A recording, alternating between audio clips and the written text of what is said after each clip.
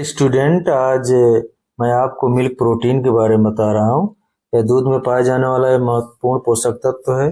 जो इसमें जो है महत्वपूर्ण इसेंशियल अमीनो एसिड भी होते हैं। जो प्रोटीन यह प्रोटीन जो है शरीर की ग्रोथ, मसल डेवलपमेंट और इम्यून सिस्टम को बढ़ाने के लिए यूज होता है।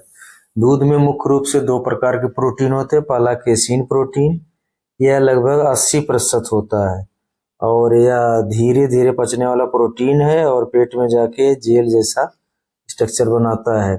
ये भी 3 प्रकार का होता है। केसीन भी 3 प्रकार का होता है, अल्फा, बीटा और कप्पा, यानी के केसीन।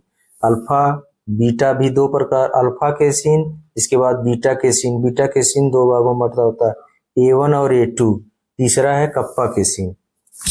इसके अलावा 80% केसीन के अतिरिक्त शेष जो प्रोटीन होता है उसे वे प्रोटीन बोलते हैं।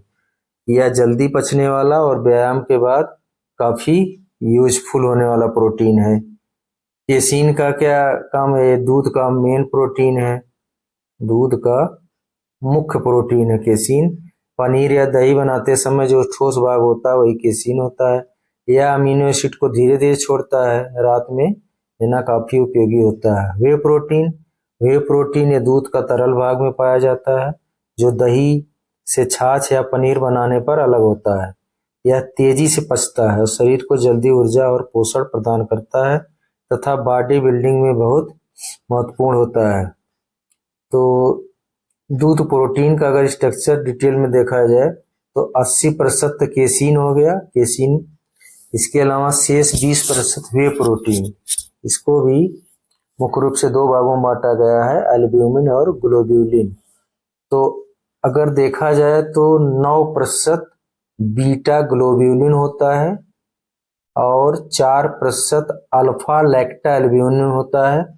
सीरम एल्ब्यूमिन 1% और इम्यूनोग्लोब्यूलिन 2%, अन्य 4%।